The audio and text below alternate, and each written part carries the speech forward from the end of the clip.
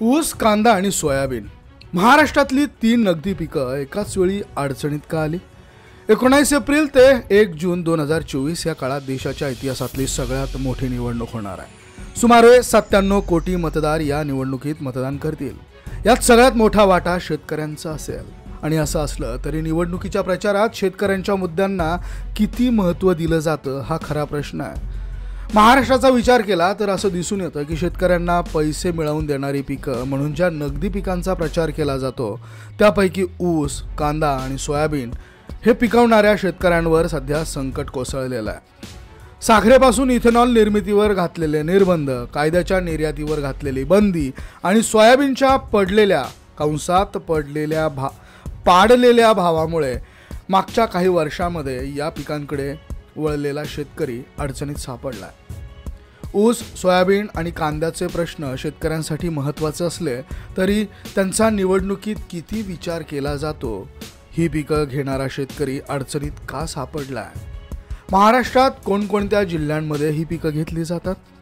सरकारचं या तिन्ही पिकांबाबत नेमकं धोरण काय आहे? आणि सगळ्यात महत्त्वाचं म्हणजे लोकसभा निवडणुकीत मतदान करताना शेतकरी या मुद्द्यांचा विचार करतात का?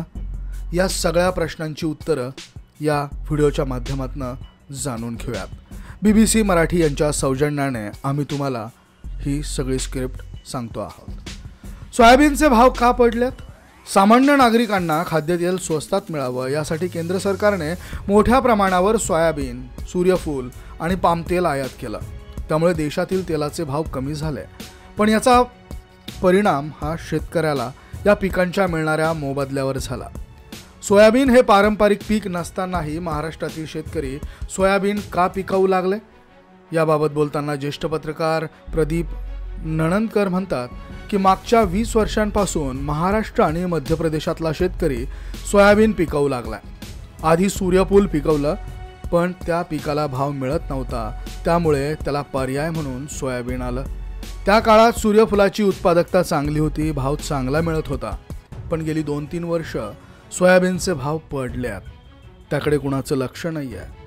महाराष्ट्रात विदर्भ आणि मराठवाड्यात सोयाबीन प्रामुख्याने पिकवलं जातं.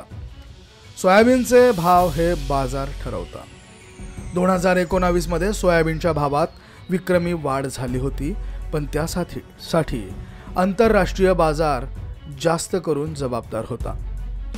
भारतातील सोयाबीन उत्पादक शेतकऱ्यांना भाव मिळावा यासाठी केंद्र सरकारने आयात निर्यातीच्या धोरणात सरकारने हस्तक्षेप केला.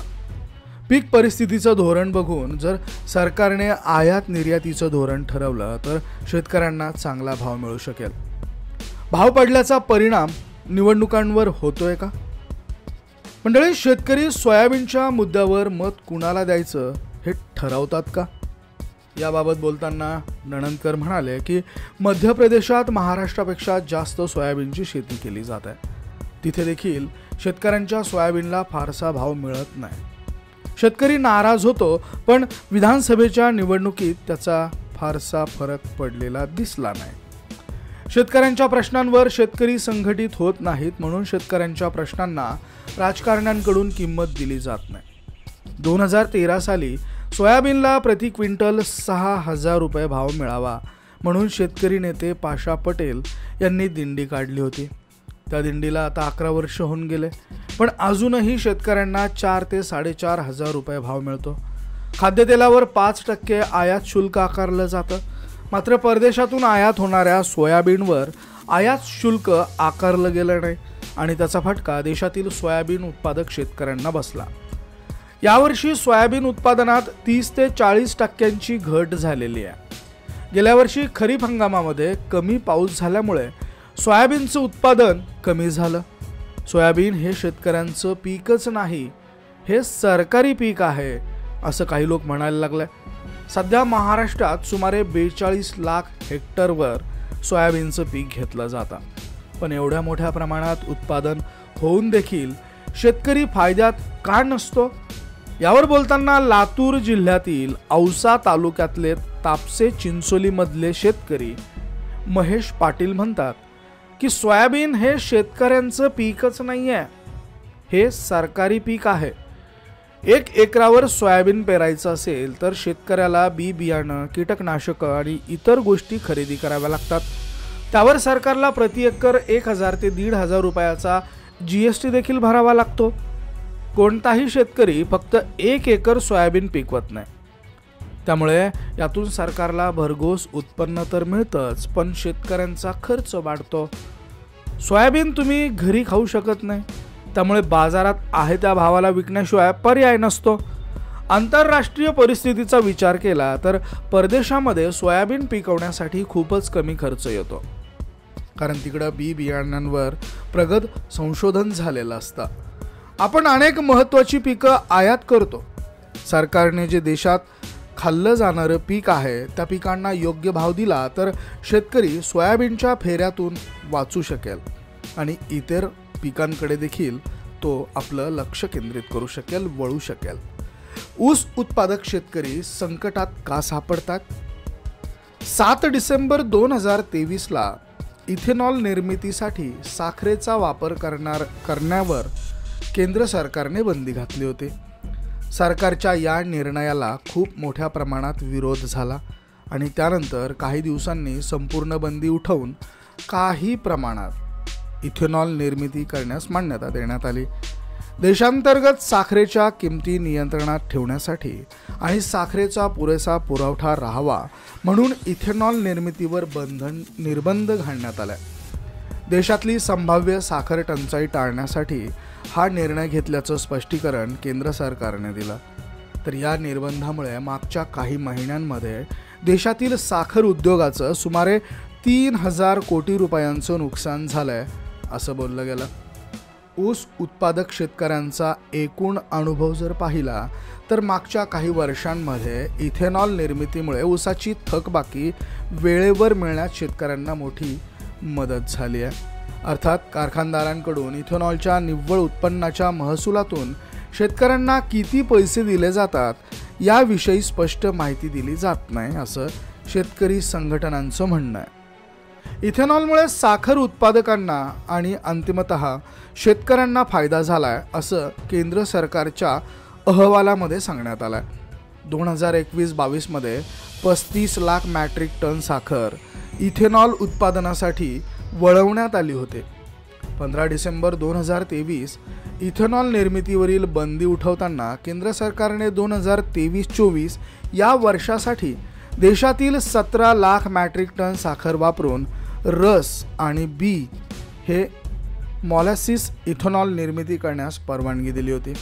इथेनॉल निर्मिती अर्ध्यावर आल्यामुळे सध्या देशात सुमारे 5.5 लाख लिटर मॅट्रिक टनचा साठा शिल्लक आहे. इथेनॉल निर्मितीवर बंदी घातल्यामुळे पेट्रोलमध्ये 10% इथेनॉल मिसळून वापरण्याचं केंद्र सरकारचं धोरणही देखील संकटात सापडलंय. शेतकऱ्यांना इथेनॉल निर्मितीचा फायदा होतोय का? तर महाराष्ट्रामध्ये ऊसाचा दर हा 2 पातळ्यांवर ठरवला जातो. एकतर दरवर्षी केंद्र सरकारकडून ऊसासाठी FRP जाहीर केली जाते आणि दुसरं म्हणजे रंगराजन समितीच्या शिफारसीनंतर महाराष्ट्रात ऊस दर नियंत्रण मंडळ स्थापन करण्यात आलं. हे मंडळ FRP शिवाय शेतकऱ्यांच्या ऊसाला आणखी कसा दर देता येईल यासाठी वर्षातून ठराविक वेळेत बैठका घेत असतं. त्यानुसार जर एखादा कारखाना केवळ साखरेचं उत्पादन करत असेल, त्यांनी वर्षभरात विकलेल्या साखरेच्या महसुलाच्या 75% वाटा हा शेतकऱ्यांनी देणं अपेक्षित आहे. तर संबंधित साखर कारखान्यां आणि उपपदार्थांचं उत्पादन उदाहरणार्थ इथेनॉल तर त्यांनी वर्षातील एकूण महसुलाच्या 70% वाटा हा शेतकऱ्यांना देणं अपेक्षित आहे. याबाबत बोलताना शेतकरी नेते राजू शेट्टी यांनी BBC मराठीला सांगितलं की बरेचसे कारखानदार हे केवळ ऊसाच्या उतार्यानुसार FRP देतात. कारखाना जर इथेनॉलचा उत्पादन करत असेल तर त्यांनी वर्षात इथेनॉलमधून कमवलेल्या महसुलाचा वाटा शेतकऱ्यांना देतो की नाही हे तपासावं लागेल. त्यासाठी रेव्हेन्यू शेअरिंग फॉर्म्युलाचा वापर आणि फेरविचार करणं अत्यंत गरजेचं आहे. तर कांदा उत्पादक शेतकरी अडचणीत का सापडला? कांदा उत्पादक शेतकऱ्यांचे प्रश्न काय आहेत यावर बोलताना महाराष्ट्र कांदा उत्पादक शेतकरी संघटनेचे अध्यक्ष भरत दिघोळे म्हणाले की 2023च्या सुरुवातीपासून कांद्याचे भाव कमी होत गेले. हे भाव इतके कमी झाले की कांदा उत्पादक संघटनेला 27 फेब्रुवारीला मोठं आंदोलन करावं लागलं। त्यावेळी महाराष्ट्र सरकारने कांदा उत्पादक शेतकऱ्यांना 350 रुपयांचं अनुदान दिलं। हे अनुदान 200 क्विंटलपर्यंत होतं। त्यानंतर जुलै महिना संपता कांद्याच्या दरात किंचितशी वाढ होऊ लागली। ऑगस्टमध्ये कांद्याला 2100 रुपये प्रति क्विंटल भाव मिळाला।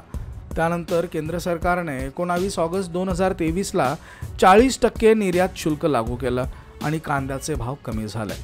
ऑक्टोबर महिन्यात पुन्हा भाव वाढू लागले आणि सरकारने एक नवीन नोटिफिकेशन काढून किमान निर्यात मूल्य $800 नेलं आणि परत दर नियंत्रित केले गेले। डिसेंबर 2023 मध्ये पुन्हा अवकाळी पाऊस झाला आणि सरकारने 7 डिसेंबरला कांद्यावर निर्यात बंदी लागू केली। त्यावेळेस असं सांगण्यात आलं होतं की निर्यात बंदी 31 मार्च 2024 पर्यंत असेल। त्यानंतर खऱ्या अर्थाने शेतकऱ्यांचं वाटोळं व्हायला सुरुवात झाली।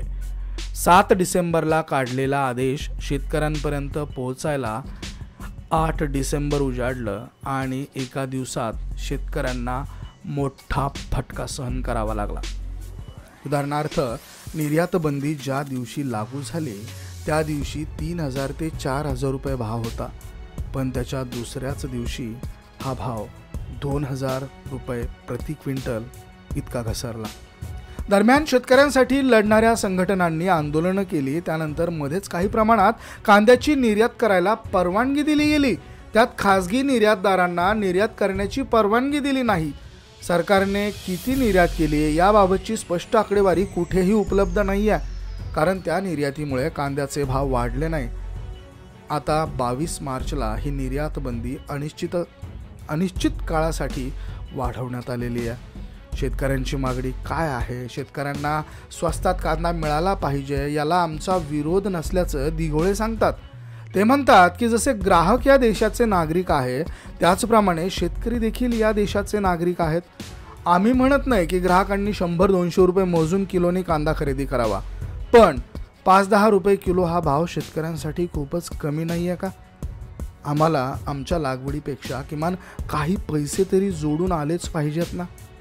गरिबांना कांदा परवडत नसेल तर सरकारने रेशनिंगवर कांदे दिले पाहिजेत, पण शेतकऱ्यांना मिळणारे 2 पैसे कमी करून सरकारला नेमकं काय मिळणार आहे?